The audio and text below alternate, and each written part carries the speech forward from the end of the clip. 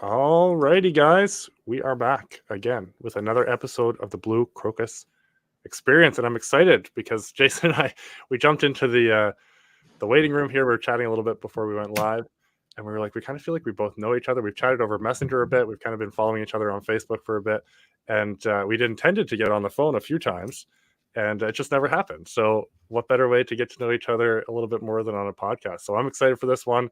Jason, welcome to the podcast. Yeah, thanks for having me. I'm so excited. This is literally the first podcast that I've ever done. I just started my own podcast. I haven't released it yet. I've got about 4 episodes done, and that's my only experience. I've never been a guest on somebody, so super happy to be here.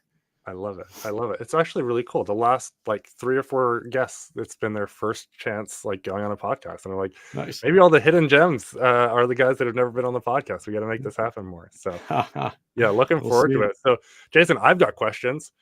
I know people will have questions as they listen through, but give us a little bit of background on who you are, where you come from. I know that the way that you got into junk removal is not necessarily how a lot of people did. I think we actually have some connections and some similarities there, but just give us a little backstory. Sure. Yeah. So Jason, Kersten up in Eau Claire, Wisconsin. Starting to get cold up here. Name of our company is Kersten Family Junk Removal. Been doing this 2.5 years now. We got a nice little company here. Me and my brother. We're the only ones. So we have one crew. We do have 2 trucks and trailers, 2 setups. And during the summer, we hire my nephew and my son. So far, we've been able to actually make a true Kersten family. So yeah, nice little operation. Yeah, that's where we're at right now. What do you want to know? I think, I mean, you kind of teased it there, and now I want to know, what, give the background. You mentioned SEO in your background, and so kind of lay out how you got into junk removal. Yeah. So prior to doing this, I have been a therapist for the past 7 years, mental health counselor, worked with adults and couples. Absolutely love it. But while I was in grad school preparing for that, I learned SEO. And I had quite a few different SEO projects that I did. And one of them is kind of unique. It's a really cool model, although I don't like it anymore, being a business owner myself. So what I did is I would create websites for a company, like for instance, in Eau Claire, I set up a junk removal company website. Mm-hmm. And I would get that site ranked in Google. And then the phone number on the site was a phone number that I owned. And I would just forward that to an actual junk removal company. And therefore, they would just pay me essentially for leads. So these are like direct leads. When somebody calls, it's going straight to that company. They're the only company that's getting it. I guess you would call this probably a premium lead. And it's a really cool model for the person that's setting it up, because once you get it set up and ranked, it's pretty much on autopilot and you just get paid. Why didn't I do this for like 100 sites? I don't know. I only did a handful of them. I mean, could have done 100, but I was busy being a therapist. So the junk removal one, when I set it up, I literally didn't even know that junk removal existed. I learned about it and I thought, man, that might be a cool one. The other ones I had were like carpet cleaning and roofing companies and stuff like that. So the junk removal at first, there wasn't a lot going on. Then I got it ranked number 1, and all of a sudden it started picking up. It started getting leads. And fast forward to a couple of years, and it was spring of, I'm guessing it was 2020. And there was one month where it had 240 calls, legitimate calls, no, not including the telemarketers. And so I could see that it was really picking up. And I also knew that all of these calls were strictly people going to Google and looking for this service. This didn't include people that, establishing relationships with realtors and furniture stores and all the other things. Well, the person that I was sending the leads to was getting a little bit overwhelmed, wasn't answering all the calls. And at the same time, ironically, my brother had just moved here from California, was looking for something, what he was going to do next. And one day we just were like, gosh, should we buy a trailer and try this thing out? Let's do it. So we did. And So we were, we were fortunate. We were literally able to start our business and have a full schedule on day one. And that is very rare and unique. I've been in other businesses in my life. I've never seen that opportunity come along. Feels unfair, like an unfair advantage. It really did. And, I also knew that this is, although there were people in town that were doing it, there were a couple of companies. I'd never seen them. There wasn't any advertising. They didn't even, I still don't think they have their names on their vehicles. So I just figured, God, if we actually didn't just rely on Google and went out and met all the realtors in town, as many of the property managers as we can, get in all the furniture stores, get with all the small landlords, and, like how could we build it? How big could we build this business? We didn't know. We still don't know. I still believe right now that a pretty large percentage of our population in this city does not know that this service even exists. So that's our job. That's where our growth is going to come, is by educating people that it exists. That's so cool. That's so cool. I think we have more in common. So that's how I got into SEO as well, was building sites and ranking them. Yeah. Lead gen sites. No a rank kidding. and rent model. Yeah. So I did the same thing, ranked them. I still have a couple locally that I passed to a guy who builds decks and a guy who builds roofs. And I basically traded the leads for building our roof right now was free to us, because I traded leads for a year to a guy, and I'm doing the same for a new balcony for us. But I really only had those couple properties. But it's so cool that we both got into it that way. It's, no better way to cut your teeth. But that's then awesome. I got my yard gets mowed every week. Yeah. From a lawn care site that I have. Yeah. So I became a little bit disillusioned with the model overall. And thought, I think similar to you, make more money helping actual business owners. I think it's easier to really dominate a market, but still a great way to cut your teeth in SEO. Yeah, I really, again, I love the model, but I don't anymore, because it's just, you're stealing leads from legitimate companies and then selling them to them. And I mean, again, it's a great way to make money, but well, I think I wouldn't quite view it that way, right? Like it's not to the extent of some of the larger ones, because I mean, it's the same as someone paying you to work on their site. But this way, you're actually, you kind of can lead with more value in advance. It just became harder. It became harder to expand and scale, and a lot easier to say, hey, let's actually help business owners do this for themselves so they can keep it. That was the rub for me. Really good service, but essentially it's like the same as PPC or whatever. You turn it off and it's gone, right? So let's see how we can build it with business owners. But a cool connection that we didn't know we had there. Yeah, that's very awesome. cool. Do you guys do anything with demo? Because you mentioned junk removal, but demo is something that we did locally here that really helped us take over more market share. We don't, and we probably could. We do sheds or decks or anything. We do sheds. They're still fun. They're still fun, right? No, the sheds are. I don't think we've taken down any decks. That's about lots of swing sets. The jungle gyms that are mounted in the ground. We do those, but it is a whole nother market that we could absolutely get into. Yeah, and with your background, demo is almost easier to rank than junk removal. Is it? Yeah. In a lot of cases, because the companies that typically do it are like the bigger demo companies, and even then they have terrible online presence. So definitely would look at that. It's a lot of fun to smash things, and it's great for the winter too, because you can connect with contractors and then basically get that work through the winter also inside. It's a little bit more fun for the crew to work inside than out in the cold. Right. But yeah, cool tidbit. So you got into it, and then schedule was full right off the bat. Then where did things go from there for you? Well, we started out, we were just running we tried to debate in the beginning, do we get a dump trailer, or do we get enclosed trailer? And we actually chose the enclosed trailer, and we don't regret it one bit. And the reason is because our whole motto from day one is, let's keep as much stuff out of the landfill as we can, but like to a pretty big level. I mean, not just keeping metal out. So what we've done is we started, obviously we recycle metal. We donate as much as we possibly can. We do sell some stuff. In fact, we used to have sales. I shouldn't say we used to. We probably still will have some. We'd have these big sales, and I mean, just hundreds of people would show up and buy this really cool stuff for super cheap. So we'd sell it cheap. Um, uh, about a year into it, we decided to start recycling mattresses.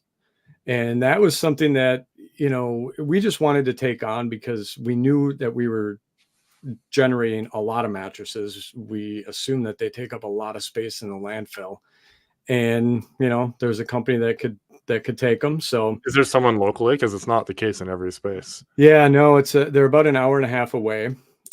We basically hand load a semi. So we take the mattresses. We have a separate storage unit that we keep them in. Once we have about 150 of them, semi shows up. Me and my brother, we hand load them in, and they get shipped down, and we pay for the shipping and pay to get them recycled. So it is extra work. The loading the semi is not too bad, but having to run down to our storage workout anyway. Yeah, it is a great work. I skipped the gym that day usually, and yeah.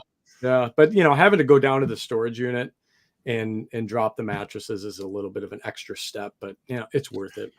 Very cool. So I didn't spend a ton of time on your website, but how vocal are you about that to people that you're working with? Because that's a pretty big selling feature. It is. We're probably not vocal enough. If you click on our mattress page, you'll see it there. I think we've got a video up there. And when we first started doing it, we'd shoot videos talking about it. And when we loaded that first semi, we threw a video up. But that should be like front and center. I mean, literally right at the very first thing you see on our website above the fold should say, we've kept, and I should know this number, but it's probably in the area of about 1,500 mattresses out of the landfill so far. Oh, wow. In fact, the recycling company came up the other day, drove up and gave us a little gift. And the gift was a little bed with a mattress on it. And I think it said 893. And that's how many mattresses we sent them so far this year. That's amazing. Why don't we have that on our website? Like you should do it. You should do it. You know how, so it's just a matter of making it happen. Yeah. Awesome. I'm going to take a second here and just say hi to everybody who's on. Yeah. You got Matt Moses. They don't all come up because the people are in the Facebook group with their names, but I'm looking here. Matt Moses. I think Matt knows a bit about the lead gen stuff too. We've got Jeff Woodworth here, Danny Granados. Where is he? G Hall Service here. Got James Swank. He says California makes demo tough to do legitimately. Land of red tape and regulation. It is, yeah. If you're doing demo without a contractor's license, you are running into some stuff. James, I can connect you with a little tidbit on that. Shoot me a message on that there for the demo, because you can actually use that as a marketing piece. I was just connecting with someone yesterday who were talking about that. And then who did I miss here? I think that's everybody, but love the people that tune in. If you guys have questions or comments, like drop them here. We've got Raymond as well, dropping Strong Lion junk removal. But yeah, great to have everybody here. So you do mattresses. That's really cool, because a lot of people, it's just, it is tricky. I was just talking to a client today. When you say you take as much as you can to the landfill, you want to be careful about it, because most people don't take the time to actually take the stuff to the recycling depot or to the donation center. And it sounds like you guys go above and beyond in that regard. So yes, I would make that front and center, have a little ticker. Hey, 1,500 mattresses. Right. That just should be done. Yeah. Well, it's going to be done. I can tell already it's going to be done by next week. So I love it. What are some other ways that you guys, kind of embedded yourself in the community? I think we were talking, you have a really similar community size to what we have here locally when we started Integrity Junk. So I kind of think you're probably going to follow some of the same stuff, but talk about how you've connected with the community and done some of that stuff outside of, the leads that are just pumping in off your website. Sure. So our town is 70,000, but we have 2 neighboring towns. So it's about 105,000 population. And I'm in all the Facebook groups, and I hear people all the time, like, don't mess with cities like this. And I'll just say this, that, me and my brother, we support both of our families from this business. So we're doing fine in a city like this, but the downside is that I don't know that we're ever going to be able to expand beyond 2-3 trucks. We're never going to have 10 crews unless we were to expand outside of this area. The other downside, and I know this isn't answering your question, but the other downside of a city this size is that if one good competitor comes in and really knocks it out of the park with marketing, I mean, they could potentially take half your business. So that's the downside of these small cities. But the upside is it's a heck of a lot easier to rank in Google, and it's a heck of a lot easier to build these relationships within the community. Joining the Chamber of Commerce, that puts us in front of quite a few of the businesses here. Joining the Home Builders Association and having a booth at their annual Home Builders Expo.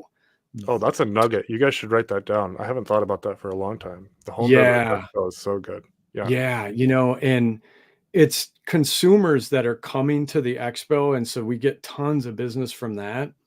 And people who are going to be doing renovation, right, or need stuff taken that's away. That's what a lot of them are there for. They're there to do that, or they're building a new house, so they're going to be going through a move. But also the other vendors, they're all Home Builder Association members. They're all contractors, and we just we rub elbows with them there, and it's great. That's like probably the easiest $1,000 that we'll spend in a year. I think it's like $400 for the membership and like $600 for the booth. That's a no-brainer. Chamber of Commerce is a no-brainer too. I will say this about Chamber of Commerce. I actually don't take the time to go to all their events. I'm leaving business on the table by doing that. But at a minimum, join the chamber. Number one, the backlink that you get from them it's not the most powerful backlink, but it's a pretty darn good one. And it's trusted. It's 100%. Right. And it's not just the backlink. It's not just the people that are going to go to the chamber website and see you and then click through to find you, but like for SEO purposes, and we can go down there if you want, but backlinks is, we will. So like backlinks are key to that. And so, one of the things that we had when I got this site originally ranked, it was using different types of backlinks than what we have now. Now we have a chamber backlink. We have a Home Builders Association backlink.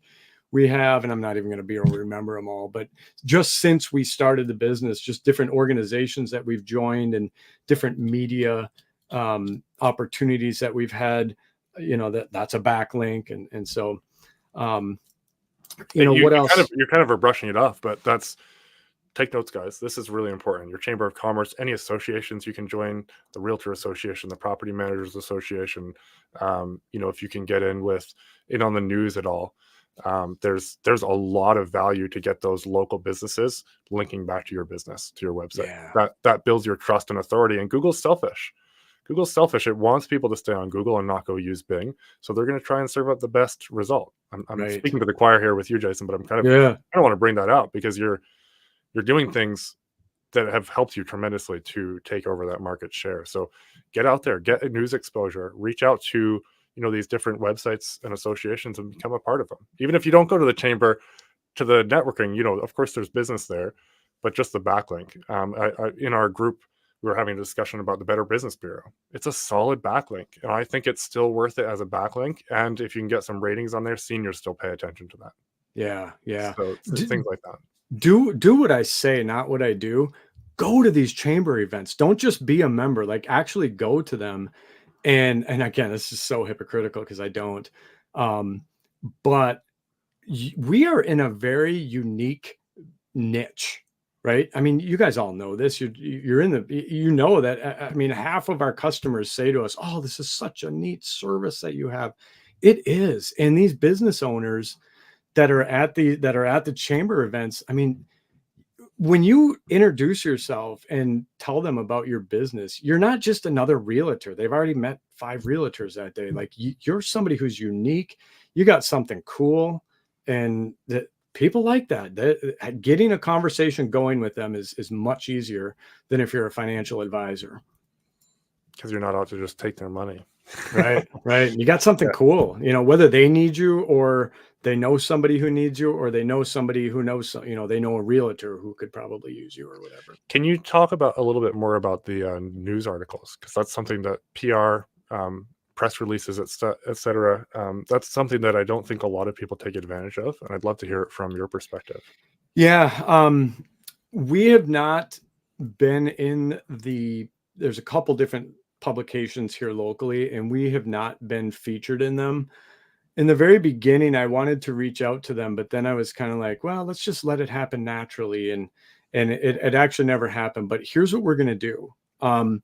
The city last year sponsored a mattress recycling drop-off event, and we participated in it. We helped out and offered our services to go pick mattresses up for people that couldn't transport them.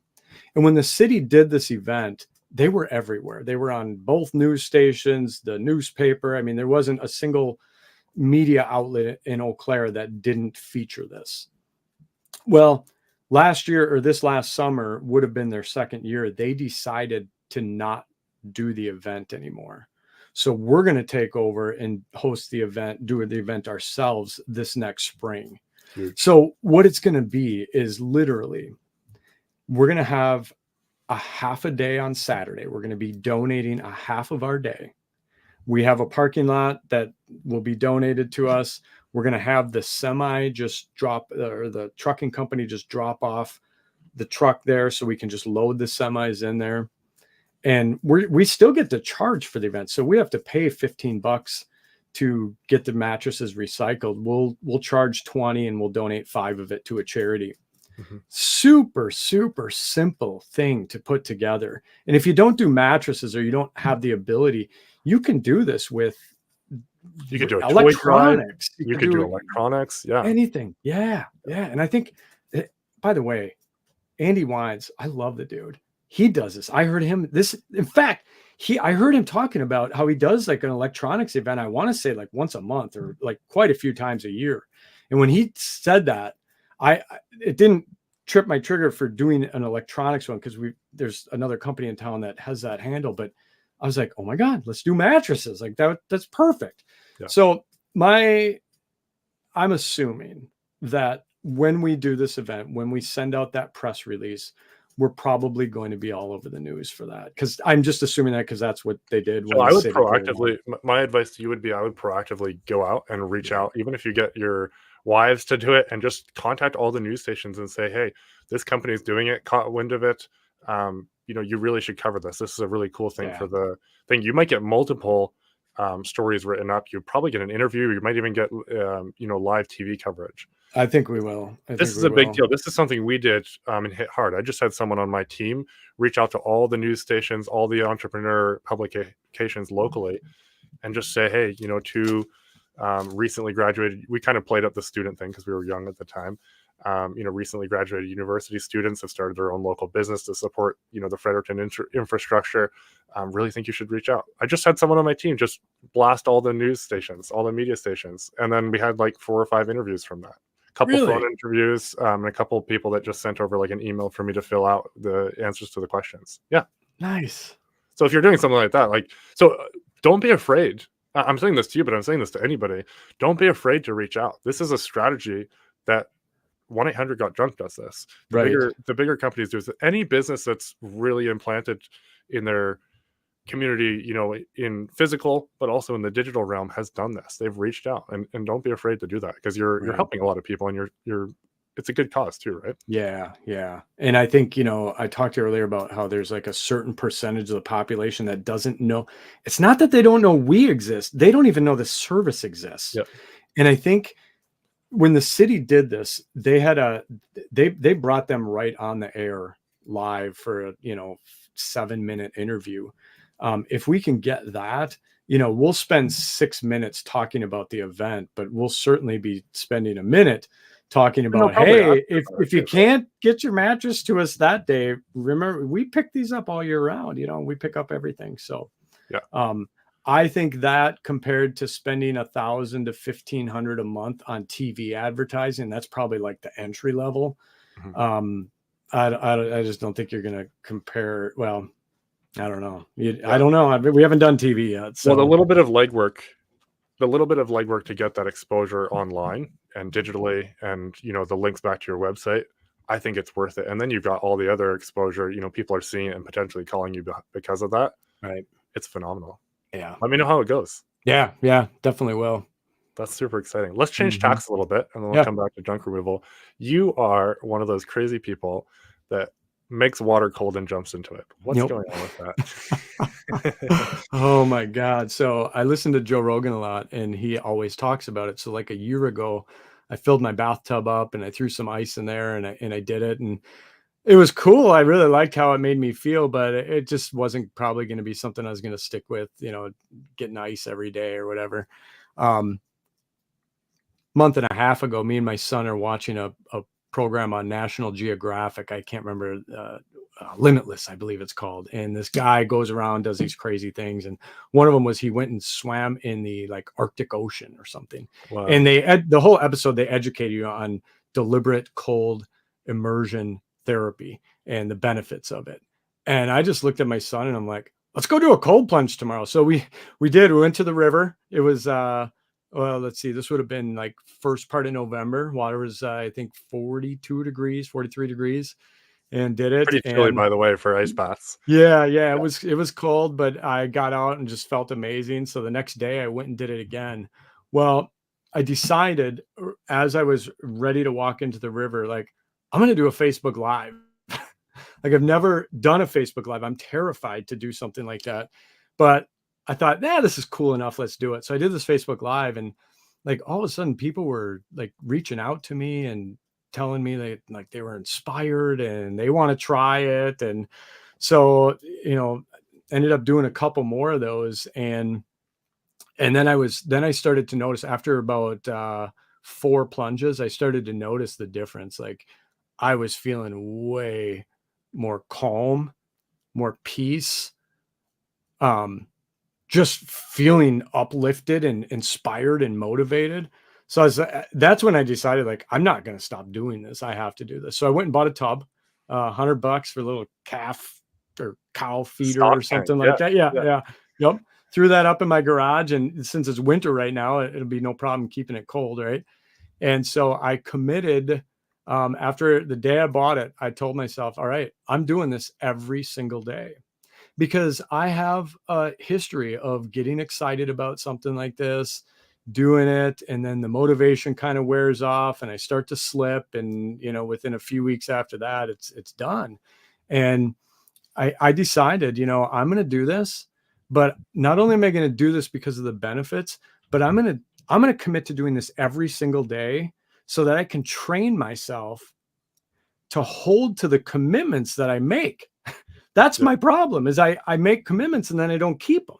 So I thought, I'm going to train myself with this one thing, and then I'll just kind of stack other commitments on top of it. 3 days after I made that commitment, I decided, because I do videos, like little inspirational videos and stuff, but I'm inconsistent with those too. So I decided, you know what, I'm going to film every one of these days in the tub too. And so I've been doing that ever since. I'm on today was day 24. And so I put these they're little, minute and a half to 2.5 minute videos. My tub did ice over the other day. So now we're in 32.9 degree water, which is like, that's legit. Yeah. Yep. So yeah, it's really cool. I put the videos up on TikTok and Instagram and Facebook, and I just, now I'm seeing, like, I'm getting people that are just reaching out and telling me how inspired they are. And so it's like, it's a big deal. It's crazy. I introduced it as crazy, right? Right. I got introduced to it by a guy on Reels. I was watching them, and it just kept seeing them pop up. And so I actually reached out to him, and I've been on his podcast now. He's a guy out in Alberta, but we connected through his ice baths. I went and jumped in the river like the next day. And then I did the same thing, bought a stock tank. So I did it pretty consistently last year. And then I was telling you before we jumped on, it turned into a pool for the kids, and now it's full of tools in the garage. But I'm going to pull that thing back out, because you got me back going, because it makes you feel amazing. Yeah. You can stick with it. it feels you never want to get in, but you never want to get back out because you just Right. feel amazing. Right. The dopamine, it's something like 250%. Yeah. I mean, some people call it their drug of choice. By the way, was the gentleman that you watched and reached out to, was it Jordan Farrell? No, it wasn't. And Okay. this whole episode, I've been trying to think of his name. Okay. Yeah. And I even have a hat from him. It's a beanie, and it says "Earn your dopamine." He's got a line of hats. Oh, That that's says, "Earn your awesome. dopamine." I'll have to. You got to send that to me. I got to follow him because there's some other people out there that do this. Jordan from Canada as well. He just he hit day 365 earlier this week. It's just amazing. That's incredible. Yeah. That's incredible. I'm completely blanking on his name. I'm gonna go Matthew Chenard. I saw him like a post earlier, and so I went to find that post.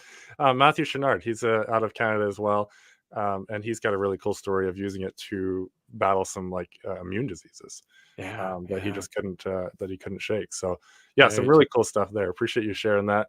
Yeah. Matt saying become the Iceman. Yes. And I think Gilbert, James Swank and Gilbert are going to get connected for the demo license in California, which is awesome. So that happened kind of as we were chatting. Let's circle back and finish on junk here. Jason, this has been fun so far. This has been a lot of fun, and there's been some good conversations that are happening. What are some other ways that you're connecting with the community, that you're thinking of connecting with the community? I think the ice bath thing in its own right is probably going to become a way that the community starts to see more of you, which is a kind of a neat marketing tool without even probably trying to be a marketing tool. Yeah. Well, as far as connecting with the community, realtors, we basically have made connections with I don't know, a lot of them anyways. Realtors are huge. Who else? Have you connected with any like shed builders or hot tub installation companies? Yeah, just one hot tub. We don't like doing hot tub. Okay. Hey, listen, I don't know if you can see me, but I'm literally 138 pounds. But which, by the way, I was 148 a month and a half ago before I started doing ice baths. Wow. My brother's not much bigger, so we're like small dudes. We don't like super heavy. And I know like you guys can all beat us up for being weenies here, but hot tubs are, I don't know. I'll tell you what, and this is where I'm going to differ with a lot of people in this business. I hear a lot of people complaining about having to go pick up a couch or going for a mattress. And I get it. If you're in a metro area and you've got to drive 35 minutes to go get a couch, well, what I would recommend is that you charge more, but those jobs are our bread and butter. Mm-hmm. I would say that 6 out of 8 jobs that we do are between 1 and 3 items. It's somebody getting a new couch, somebody getting a new mattress. They just need the old stuff gone, or they did a small garage clean out and they have a small pile of stuff. Those are not only the majority of our jobs, they're also our favorite jobs. And believe it or not, and I will debate anybody on this, they are the most profitable for us as well. Well, maybe not. I mean, when you get some of those big house cleanouts, if you can knock them out in a quick amount of time, you will make more in a day doing that. But that's a heck of a lot harder work than just driving from, job to job to job. But again, our town, you can get from one side to the other in probably 15 minutes. So a little different than the metro areas. Super similar to where we are. Yeah, that's interesting. Yeah. I want to say one more thing about recycling too. After we started, when we started this business, we ran it literally out of a storage unit. And we didn't need anything more than that. But we wanted to get into more recycling. And right around the time we started with the mattresses, we also thought, well, hey, we get a lot of wood, like a lot of dressers and end tables and nightstands. And of course, we donate them if they're in good enough shape. But what if we deconstructed these and recycled the wood? Well, I don't know if you've heard of Menards. Menards is a big home improvement store in the Midwest here. Yeah. Their headquarters is here.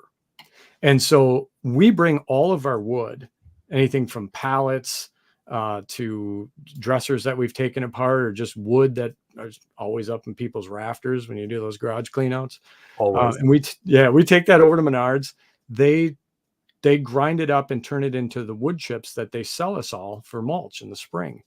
They also use that wood to burn, and they heat their entire plant. So How do you make I that don't know. connection?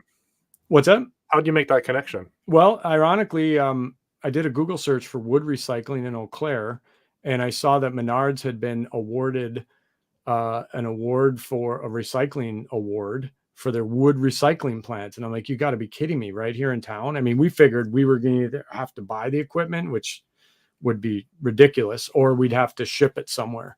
But yeah, they're right here in town. We called them up and they're like, absolutely, bring all the wood you want. I don't even know how many dump trailers full of wood that we brought them, but it's a lot. That's super interesting. Yeah, we have a free place we can dump wood too, but it's not the same level of recycling. That's really cool. Yeah. In fact, we even picked up, because we had that, the big hospital here in town gets a lot of pallets, and we picked up that job from them. So we go there every week and pick up a whole bunch of pallets and bring them. And it ends up that we are significantly cheaper than what they were paying before, because they were just putting them in a dumpster. They were all going into the landfill. Brutal. Yeah. I mean, I can't even imagine what they were paying for Brutal that. expense wise. Yeah. Right. So we're saving them a ton of money. We're making plenty of money on our end, and we don't have any fee to get rid of it, just our time. And where do you get that hospital job?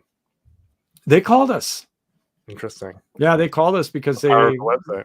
Yeah, they were having trouble with getting their dumpsters picked up on time. So very interesting. Do you do anything like apartment associations, connections with them, or dumpster clearing or anything like that? Yeah, we've got quite a few property managers that use us from time to time, and then we have a couple property managers that use us all the time, and we have one big apartment complex that we just go out there every week and pick up stuff. They basically have their tenants trained that you can just throw whatever you want out by the dumpsters and it'll magically disappear, and then they just pay us to do that. So yeah, we have some of that. So how did you make those connections? Because I'm always looking to see like how we can train our listeners to start making some of these connections too.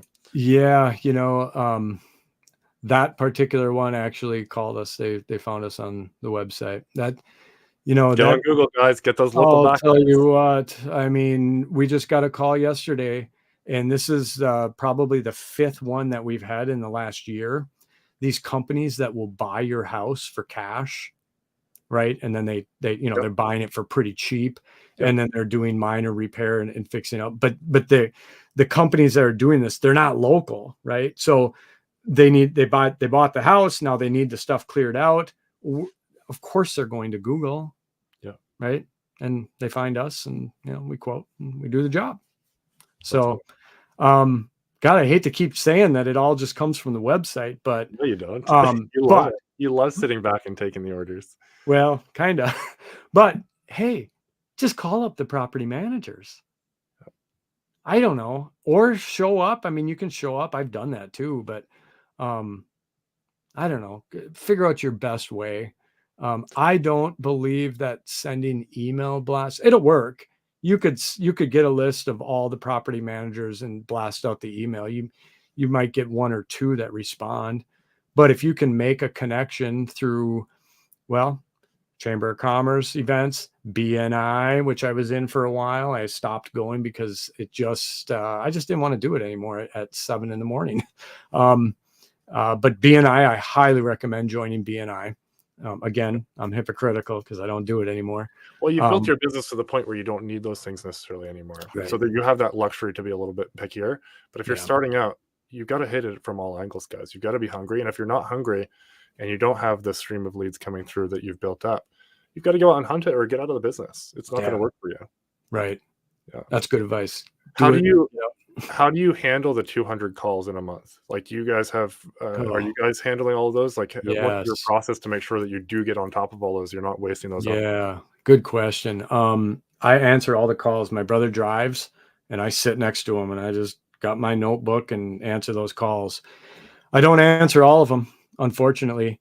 When we're in the middle of a job, it's tough. And I make sure. Now, how fast do you call back? I try to call back as quick as I can. So here's how I handle it. On my voicemail. So when somebody calls and our voicemail picks up, I say on there, of course, who we are. Thanks for calling. We are probably in the middle of a job. We will call you back within 4 hours. But if you want to reach us sooner, you can text us. Mm. And I leave a text number. And I'm telling you that since I started doing that, probably 70% of the people, instead of leaving a voicemail, they send a text. And it's just perfect because Super they're easy not, to keep them on the line, keep them in the conversation. yeah, it keeps them in the conversation. Once they send that text, I'm not saying that they aren't maybe calling other companies, they might be, but they're not expecting an instant response. But as soon as I get back in the truck or even right on the job, I'm trying And to then you're respond blowing to their that. expectations out of the water a little bit because it's a lot sooner than 4 hours. Right. Exactly. That's exactly it. So in an ideal world, we would have somebody sitting there answering every single call within a couple rings. But as most of you know, that's not reality. And until you have a crew of, I don't know, what does it take? Crew of four trucks out there going, close to $1 million in business before you can afford. I don't know. These are made up numbers. Just depends on, it depends on everyone's, costs and stuff. Right. But yeah, Right. that's really interesting. That's an interesting little hack. Yeah. Yeah. So you just say the number a couple times so they can write it down from the voicemail? Yeah, I do. I leave it right away. Yeah. And then at the end, I say it again. Awesome. And it works really good. There's only a couple times where somebody calls right back again because they didn't catch that number. And I also say on there that the number's on our website. Yeah. So that probably most people are going there. That's what I would do. Yeah. Yeah. And I'm going to tell you the best thing that we ever did in this business, maybe besides buying a dump trailer, is we bought Housecall Pro. So prior to Housecall Pro, it was answer the phone, enter their information into the Google Calendar, and then at the end of the day, after you did the job, then go and sit at night and enter their information again into QuickBooks. Mm-hmm. Well, Housecall Pro eliminated that. When I take the order on the phone, I'm entering it right into Housecall. It's going right onto our schedule. It's connected with QuickBooks. So after we finish the job, the money's taken care of. It's credit cards run right through there. I can text invoices to people rather than sitting there and taking their credit card information. I just say, can I text you an invoice? They love it. I love it because we're out of there. Then you've got their phone number if you haven't got it previously. Right. Yeah. If we've been there before, yep, all that stuff saved. But probably the best thing about Housecall Pro, other than the convenience of that, and the customers love it, by the way. And Housecall Pro is where we started doing the texting. I didn't have a platform set up for texting, so it handled that. Yeah.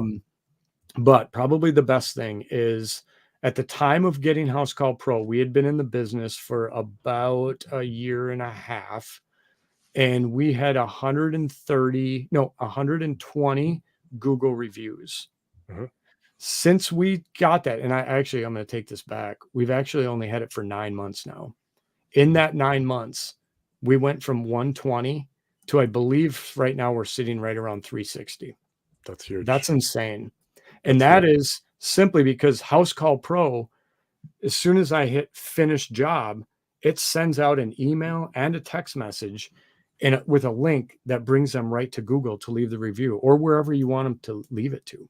Yep. So if you don't have that, it's $160 or $169 a month. Like that is the best money ever spent, hands down. And there's other ones out there, Jobber and other, they're all good. I'm sure they're good. Workies. I don't have any preference to either one of them. I don't know why I chose Housecall Pro. I just did. And it works. Yeah. I think a lot of these, if you work them, they work. And having a system outside of, pen and paper or entering it into your Google Calendar or your Apple Calendar or whatever the case may be, it's really valuable. And then you've got all those customers in your database that you can then, when things get slow, you can send out a text that says, hey, offering $25 off for anybody that wants to jump into the next 2 weeks or whatever the case may be. It's a great way to keep things, it's not your issue because you got leads flowing in. But if things get slow for people, a solid way to reactivate your customer base and just let them know, hey, we're over here. Here's a little thing, let you 25% off or $20 off or whatever the case may be for up to a certain amount. Great way to reactivate the customer base. Yeah. Yeah. One other thing you talked about, the community and that, when we started on day one, I had found, oh my God, Matt and JoJo. You had them on a couple weeks ago. Seriously, some of the coolest people ever. found their videos and watched them. And so on day one, we did a video, and that was going to be our plan. Like, we were going to do videos, and we stopped doing it, but I highly recommend doing them. I've done some, but it Great for wasn't just the SEO one. too, by the way. Super good for SEO. It's good to put up on your Facebook page. It's good to put up on your what you can post the videos to your website. You can have a YouTube channel. I don't know if we get much traffic from the actual YouTube channel, but like, super good thing to do. And like, live testimonials from customers, like, really cool. People love those videos. All the content that you can generate around the jobs, you put those up on YouTube, you optimize your videos. That's some more SEO sauce, some backlinks back to your website, some solid stuff. Right. Okay, so we're running out of time, but this has been fun. This has been a good one. Good to finally chat. Yeah. We didn't make it, like I said in the beginning, we didn't make phone calls. I think we had intended to a couple times, but this has been really fun. And I think you dropped some really interesting knowledge for people. Awesome. We've got a couple more people jumping in here. Love the podcast and the info. Appreciate the sauce. I think that one was from inside the group. But I appreciate everyone who engaged with us today. Makes it a lot more fun. Makes it really fun when people engage and kind of follow along. Jason, you were an amazing guest. Looking forward to chatting more in the Facebook chats, and maybe we'll get on the phone here at some point. But I'll have to pull the ice bath out and make that happen. Yeah, make it happen. You've got me back on the game there. Yeah. But anything you want to leave with people before we jump off? Yeah, if anybody's interested in watching these videos, they're little inspirational videos that I do. You can find me on Facebook. It's Jason.Kersten, and that's Kersten .9. I'm also on Instagram, and that's Jason.A.Kersten. Again, Kersten, and then TikTok at From the Cold Plunge. So I like it. Join it. Check them out. See if you like them. Very cool. Yeah, it's an interesting habit to develop, and I think I'd love to hear if people started it because of the podcast or following you, because it's I think it'll change your life. Yeah, no, it's cool, and it also reminds me.